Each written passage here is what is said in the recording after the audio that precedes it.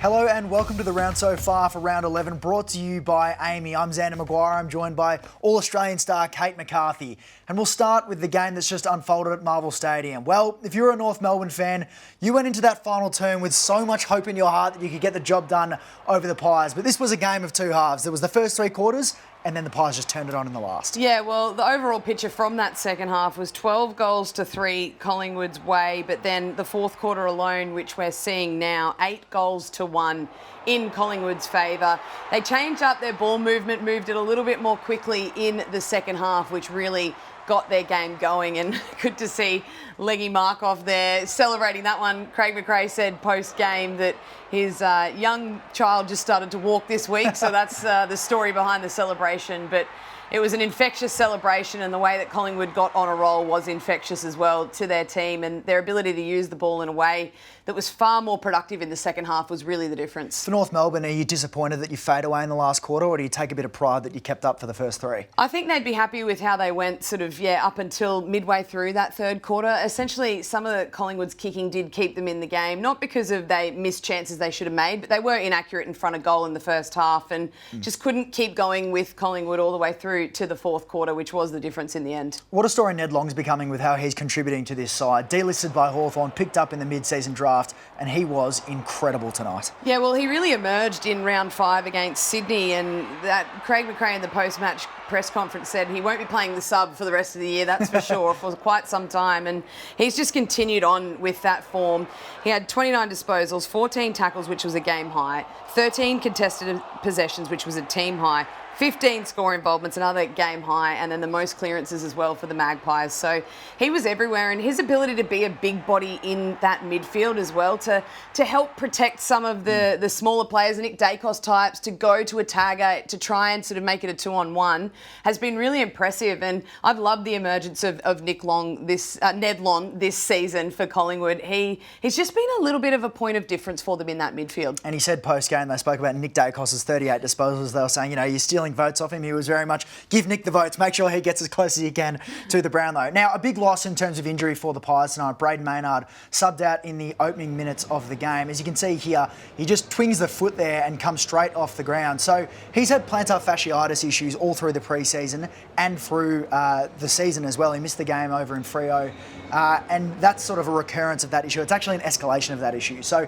he came into the game with soreness, but Craig McRae said post-game that it was that specific moment there in the first quarter where something has actually significantly worsened. So he's booked in for a scan tomorrow morning. So that could be not just soreness that he's going to carry, he actually could be out for a little bit of time. Well, I better know where you'll be tomorrow morning, Xander. Amy Park scans bright and early. Braden Maynard, please talk to me. But it adds to the pain for the Pies. They had so many guys that were out. You lost Bobby Hill for personal reasons in the hour before the game. Scott Pendlebury with illness as well. Moore, Schultz. That's just the start of it. Yeah, they had to actually get AFL approval for Oleg Markov to come into the side because it was a late addition to the outside of the emergency list. That's how I guess, battling against the clock they were to make sure they had their best 23 on the park. But the player that I want to highlight, and it's a little bit from a Collingwood perspective, but more from a North Melbourne perspective, is Jamie Elliott. So he's kicked 28 goals for the season. This is after he's already kicked 3 goals. This is his 4th goal. I just want to show you how little attention he is paid from the North Melbourne defenders. And that's a player that has arguably, or not arguably, been their best forward this season, their most consistent forward for Collingwood. Not only coming into the game are you saying, okay, we need to be aware of Jamie Elliott. We need to be aware of Jamie Elliott at forward 50 stoppages because he's very damaging. Okay, if that's not enough, he's already kicked 3 goals for the game. We probably need to make sure at this next stoppage we really switch on and lock down on him, not let him roam free inside forward 50. He ended up kicking 5 for the game. And just little lapses in concentration like that are what we're seeing from North a little bit too regularly for their progression and their development where you'd think they'd be at this stage of the season now. Let's have a look at the incident that's going to create all the headlines over the next 48 to 72 hours over in the late game in the West. It's Alex Pearce, it's Darcy Byrne-Jones, it's a sickening concussion, and it's likely a 3-week suspension. So let's have a look at what the MRO's probably going to notice about this incident. So first, he's going to ask whether the duty of care was breached, whether Alex Pearce could foreseeably understand what was going to happen by what he did, and whether Alex Pearce had a genuine play on the ball there. So let's roll the vision again and have a look at this in sort of the real time of it. Alex Pearce makes eye contact with Darcy Byrne-Jones before he gets him. He doesn't really at any stage outstretch his arms to go to mark the ball and he does, it looks like he jumps off the ground probably simultaneously as he makes eye contact, but the fact that he leaves the ground is not good, and I think Justin Longmuir's reaction there gives it away that he could be set for a bit of a holiday. We want to have a look at some precedent that's been set in the last couple of years because, again, it's not certain, but it's probably likely that he will get the 3. It'll be 3 or 0. So this is Tom Lynch in 2023. It's similar in that he was going towards the marking contest. He realised he doesn't have a play on the ball last second and he goes to break for contact. He got 3 weeks, eventually got off at the tribunal. This is Peter Wright last year. Similar thing. Going for the ball, realises that he's not going to get the mark, sort of braces for contact and concusses Harry Cunningham there. He got 4. So that's probably a bit more accentuated in terms of the brace for contact from Peter Wright there. But, 4 weeks, at the end of the day, concussion's a concussion. I mean, what's your take on it? I think ultimately this comes down to the change that we're seeing, and comes down to the duty of care that's placed on the field. And I know we go back and look at other incidents, not the 2 that we've just shown, but prior to that in football, and it's a genuine football accident. Well, that's not really an excuse anymore. There's been a big stress on the duty of care that you need to place for your opponent. I don't think Alex Pearce really fulfilled that duty of care by running through and making contact to Darcy Byrne-Jones. I understand people will say it is a football incident. It is a player's coming back with the flight. You think you have a play on the ball, but we're past that point now, and this should be a 3-week suspension looking at the MRO grading. I don't think it's going to be nothing from the outcome of it. So I think we accept that that's the fact of football now. If you make contact like that with a player from the opposition and they're concussed, regardless of what you were doing or your play on the footy, if you run through the ball and make contact, you're going to miss games of football. Massive call for the MRO, 3 or 0. Let's have a look at Luke Jackson's game. He was exceptional once again. You're massive on him being the number 1 ruck, and he's cementing himself in that spot. Well, he is. He's played 2 weeks in a row now as the number 1 ruck, obviously with Sean Darcy out with injury, but said it last week, I'll say it again this week. It's not just his ability to do this, to tap it down. It's his ability to do that. A second effort in and around the contest, get the clearance himself, win the contested possession. Only one player from Fremantle had more contested possessions than Luke Jackson. Kicks a goal, has 8 score involvements. I don't know what else you need to see from a Fremantle perspective. This guy is your number 1 ruck. It doesn't matter when Sean Darcy comes back into this team. You need to persist with him. He is the number 1 ruck in Fremantle and could be the number 1 ruck in the competition if you persist with him for long enough. On the flip side, Port Adelaide, this defeat caps off an abysmal month. It has been. It's been a very poor month for the Port Adelaide Football Club. Some heavy losses.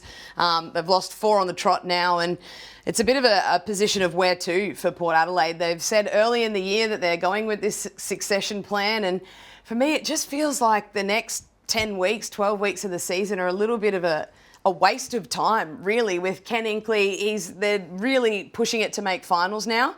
Where do they go? What's the option? Obviously, they know Josh Carr is the incoming coach at the end of this year. Why are they persisting for the next 10 to 12 weeks when Josh Carr could essentially have that time to get his hands on the job, to get his feet under the table and get set and launch into 2026? So if you're running Port Adelaide, you'd pull the trigger at this point? Look, I just think the way that they've set up the year has been really poor. It's done nothing, but I know they tried to get ahead of the narrative and make the call early, but just the succession plan very rarely works. When it does work, but even so, there's all these questions around, okay, where to from here? And for me, I just don't see how they get out of this season with gaining a whole lot if Josh Carr doesn't have his hands on the list. Let's go to the MCG where the Lions defeated the Hawks. It was an arm wrestle early and then Charlie Cameron broke it open in the second quarter. Yeah, well, this is a period of play for sort of 2 minutes and 30 seconds of the quarter, and Charlie Cameron, who's been down on form, he kicks 3 goals in the space of about a minute, and then Levi Ashcroft pops up as well. But this could be the thing that really gets Charlie Cameron going, because so far this season he has been disappointed. There's been no question about that. He'd be disappointed with his own form, and he started to find a little bit more of the footy in the second term, make the most of those opportunities. And this goal from Ashcroft really impressed me. His ability to not only do this, sell the candy, but the composure to square up, to have the shot and kick it through. That's the first time they've beaten the Hawks since 2019, the first time they've beaten them at the MCG since 2004. And this was a real... they were able to turn their season to a point where they should be far more impressed with their performance, and it was in and around the contest. So dominated contested possession, plus 18, dominated tackles, dominated clearance, and The Hawks are largely a team that prides themselves on that and the ability to pressure the opposition. So those points from clearance as well, 5 goals 5, just 1 goals 3 to Hawthorn. They had 9 Hawks players in that team not lay a tackle. So Sam Mitchell wouldn't be super happy with that. And just question marks around Hawks. They have a very tough next few weeks. So we said a couple of weeks ago we'd find out the most about Hawthorn in the next couple of weeks. They were good against the Suns, couldn't quite get the job done, but they've got a tough few weeks coming up. Let's have a look at an incident that the MRO might have a look at as well. John Newcombe, a tackle late in the third quarter. I mean, look, there's been dangerous tackles that have been sent to the MRO that haven't concussed a player. Jerry Berry played on here, but his head does hit the deck there. It's a sling tackle. What's your take? Do you think that he's put him in a bit of reasonable danger there, or do you think he gets off? I think he probably gets off on the outcome. I think the mechanism of the tackle wasn't the best, not the best executed tackle, but I think if he does have a concussion, this one's probably going in a different direction. Not the best look, though, for the tackle with one arm free, though. That's the thing that they usually look at if he has the ability to protect himself, and he did have the one arm free in that occasion. Great moment for the Premiership coach, Chris Fagan, post-game as well, celebrated by his players for 200 games in the coach's box. Well, he refused to be chaired off, so he got the Guard of Honour instead, but he's the 46th coach to reach 200 games, which is a really big, milestone for Chris Fagan. And just some stats around him and his coaching. So since 2019, he's coached more games and had more wins than any other coach in the league. He's the only coach to have taken his team to finals in all 6 of those years since 2019. And if you look at his finals record in particular, he was 1-5 in his first 6 finals. Since then, 8-2, and that includes the 4-point grand final loss to the Magpies in 2023. So I know a lot of people talk about him as not the most tactical coach, and for some reason he's not put up on the same pedestal as other coaches that he's sort of in and around, but his record speaks for itself. He's been really good in his 200 games, and he took over a club that in the 2 years prior to him commencing coaching in 2017, they'd won 7 games in 2 seasons. So he started at the bottom, and now he's sort of really riding the wave of momentum, and he's the current premiership coach. And just a much-loved figure in the game as well. Let's go to GWS's win over Carlton, which takes us to your Saturday king, Kate. Toby Greene, game 250, the man built for the big moment, stepped up to the plate once again. Well, he's the Saturday king, and he's the king of GWS, isn't he? Every time he has a milestone, every time there's a player that needs to do something, guess who does it? It's Toby Greene.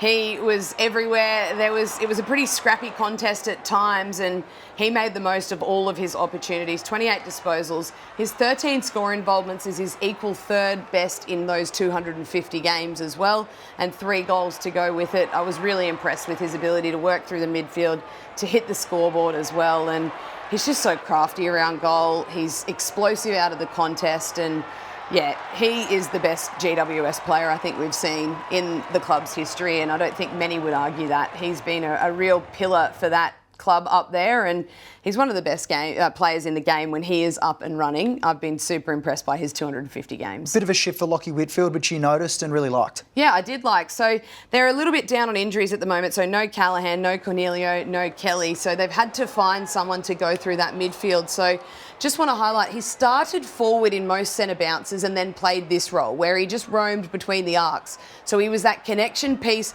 like he usually is in the half back, but I loved his ability to use the ball more in the front half and connect a little bit more. So he had 27 disposals, he had 7 score involvements, but he still had his 8 intercept possessions. So just little plays like this, his ability to see the vision, to open up his vision, use his players that are around him, be involved in scores. And we talk about how damaging you can be with your front half disposal, and that's what we saw from Lachie Whitfield. We usually see him accumulate a lot of footy in the back half, and the emergence of Lachie Ash has actually also helped this move. So he can play off the half back and play a really nice role as well, which allows Lachie Whitfield to go through the middle. So he's an all-Australian half back. I wouldn't mind seeing him used a little bit more in that role if they need him to. For Carlton, you'd say their situation now is looking increasingly and incredibly dire. They're 4 wins, 7 losses. Those wins only coming up against, Geelong was a great win, but then St Kilda, North Melbourne and West Coast, the only other sides they've been able to get across. When the sack Voss noise was at its height in 2023, they slipped to 4-1-8, but then produced one of the great comebacks in the back half of the year to make the prelim final. But they need something similar to that unprecedented sort of rise in form to have a similar result. And it seems like September, well, he said it in his post-match, September is the furthest thing from Michael Voss's mind. drifting into September right now, as you can imagine, is probably the furthest thing from my mind. Is taking a break, getting a rest, coming back together, putting the problem on the table, solving it together collectively as a group, resetting ourselves and bringing new energy and getting after it. And that's what we'll do. I think another element that adds to the increasing pressure around Michael Voss's tenure as coach of Carlton, of course, his contract finishes at the end of 2026, is Brendan Gale announcing, I guess, a short list of coaches that Tasmania is looking into. Let's take a look at the names that he's put on the board for this. So Nathan Buckley, Chris Scott, John Longmire, Adam Simpson, Ken Hinkley and Chris Fagan. So 4 out of those 6 are available at the time being, in terms of they're not employed by a club as the head coach. You know, Chris Scott and Fagan obviously are. Fags is a proud Tassie man too. If you're at the Carlton Football Club, of course, Graham Wright takes over as the chief executive next year.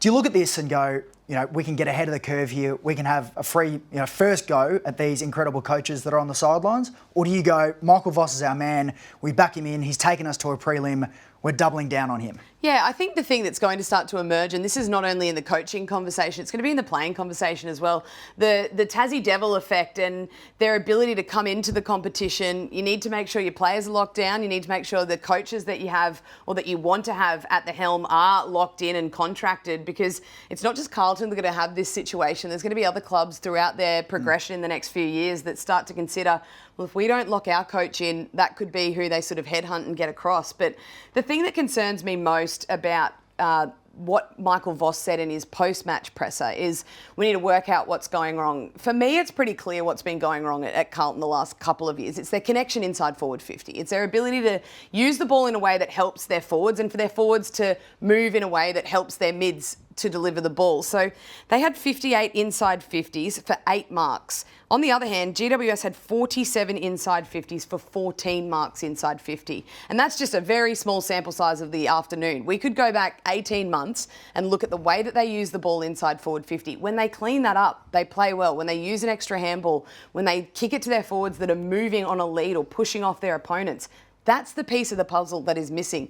Michael Voss has a lot of weapons at his disposal. 1, if not 2, of the best marks inside forward 50 in the competition. So that's the area that they need to tidy up. And it's working out how that method goes forward and gets better as the rest of the season progresses. Because for me, that's the area that needs improving. In terms of entries inside 50, they don't get much more efficient than this. This is our moment for the round. Didn't happen in the AFL, it was in the VFL. Jordan Enderman take a bow for probably the longest kick I've ever seen in an organised competition of football. He's bombed that from the half-back flank, and with a bit of favourable breeze, a favourable bounce, it's gone through. Unbelievable. Oh, that's just unseen, unheard of. You won't see many goals that go further than that. If you look at it, he's actually on the back of the square when he kicks that. If you draw the line from the square further down, that's a massive kick, and that should be replayed everywhere, because that has carried and carried and carried and just kept going. Extraordinary. Let's go to Dreamtime at the G, where the Bombers got over the Tigers after a really disappointing week the week before. This is a response that all Bombers fans would have been after. Yeah, and the big change in this, obviously they possess the ball, plus 100 in disposals, and then just their ability to win clearance, so plus 22 at clearance and plus 13 inside 50s tackles. So this just shows their ability to pressure around the footy inside their forward half, inside their forward 50, and win clearance, and they were able to make that count on the scoreboard. And it was an impressive performance in the sense that they just needed to get the job done. They needed to get the win.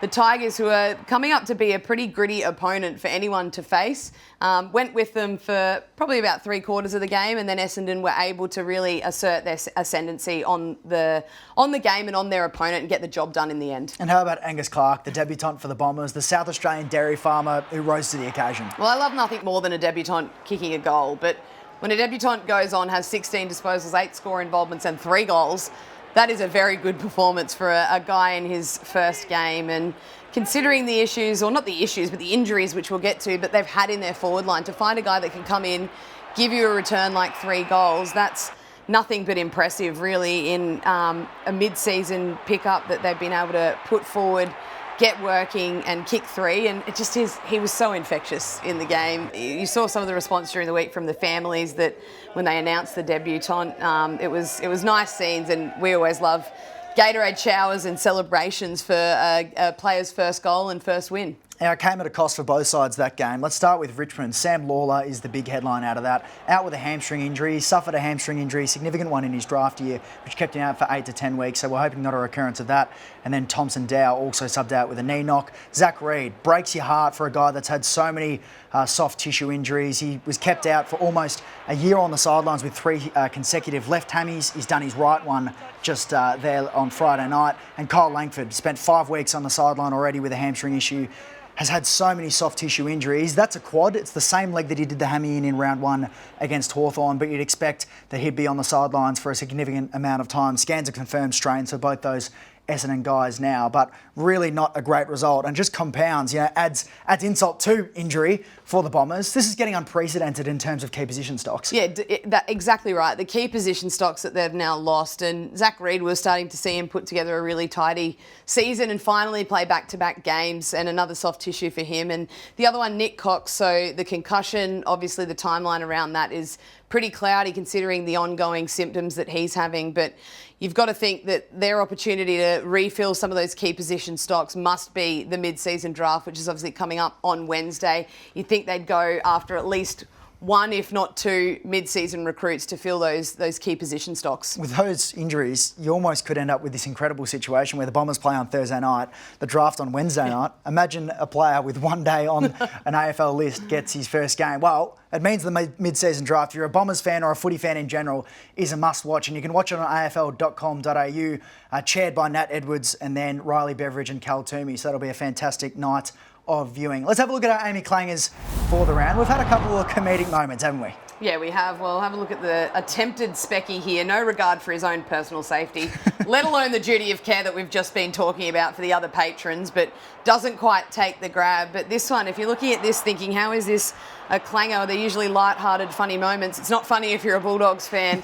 Their ability to hit the woodwork has been unprecedented, not only in this game for Geelong, but if we have a look at some of their games this year, these are the most posters in 2025. Incredible. So 6, 5, 4. All other teams have had a maximum of 3. I don't know if they're doing a crossbar challenge down there far too regularly, but it's between the sticks, the Bulldogs, not hitting the sticks, and it was pretty costly in the end down on Thursday night at GMHBA. That many posters, really. The inconsistent kicking cost them. Well, high scoring game, so skillful, and there was so much drama to boot as well. The Bailey Smith Cup, it lived up to its expectation, and the man himself lived up to the hype. It did. This whole game lived up to pretty much everything that we'd had penciled in for it, but Bailey Smith himself, 33 disposals, 12 contested, 7 score involvements, 7 inside 50s and 7 tackles to go with it. Most impressed by him, his ability to... He didn't have a whole lot of attention to come his way, but he still rolled up the sleeves, threw a few barbs out in the lead-up, which we were all talking about, but then he talked the talk. He was able to also walk the walk and played a very important role, which he's continued to do in the first 11 rounds for Geelong. I've been nothing but impressed by his performances on field, and he's just becoming one of those players that has been a huge difference maker at Geelong. It's hard to say that a player like Jeremy Cameron is sliding under the radar given how good he's been his whole career, but you feel like he might maybe not have got the recognition he might deserve so far this year. I think he'd probably be the first person to admit that probably until even post round 7, he probably wasn't playing his best footy. I remember the game against Carlton, you sort of look back and think he wasn't at his best, and then you look at the score sheet, well, he still kicked 4. To kick 4 when you're not at your best in probably 3 of those fixtures was impressive. And then you see him now with owning that forward 50 without Dangerfield there. He's just really come into his own. He's kicked 33 goals for the year and is now leading the Coleman. Obviously, Ben King's still to play and has a game in hand, but yeah, very impressed with Jezza and just gets better and better the more he plays. Free kick late in the game that you wanted to highlight? Yeah, I just wanted to have a look at the ability to, I guess, let your attention to detail slip. So this is James O'Donnell taking the ruck inside forward 50. There's Tim English, the designated ruck. And we know how tricky ruck contests can be at times. If you own the space like that, that is an obvious ruck free kick, obviously blocking, not giving the opposition ruckman an opportunity to play at the footy. But the time in which that occurred, and that's a time where you need to manage your positions the best you possibly can. That was a turning point in the game. The fourth quarter was a slog. A Geelong go back, Shannon Neal gets that kick, kicks the goal. It's a very important moment to give up an easy goal like that. So you want Tim English coming in. He's your ruckman. In your D50, your ruckman always takes the ruck. that you come up against a forward 50 ruckman who is a key forward, who hopefully you can outmaneuver and give your team the first chance at the football. And just a little bit of a lapse in concentration, which ended up to be quite costly for the Bulldogs. Really quickly, Luke Beveridge set to go into contract negotiations over the bye period. Would you extend him based on what you've seen this far? Absolutely, yes. Sign him up. Get the deal done. He's your coach. He's coached very well this year. Move on. Sign him up. Let him get to work for the rest of the year. All right, let's have a look at the round ahead. The Sunday games. We've got Kiwana against Malit Marawa. You know, the Crows against the Eagles. Nam and Sydney. Melbourne v Sydney. And Euro Euroke against the Gold Coast Suns at Marvel Stadium. The Saints there. Using the name Euro Euroke for Sir Doug Nicholls. Round, what's the one that you're most looking forward to out of this? I'm interested to see the Suns on the road. I think this is a trust game for them. We saw them obviously come down, play at Marvel and get beaten by Richmond. And I'm sure Ross Lyon has plenty of stuff in store for them to take away their game plan. So what can they do? What will the Saints roll out on Sunday afternoon? That's an intriguing battle for mine. Love it. Kate, thank you as always. And thank you for watching. Thanks to Amy. That has been the round so far. We'll catch you next week.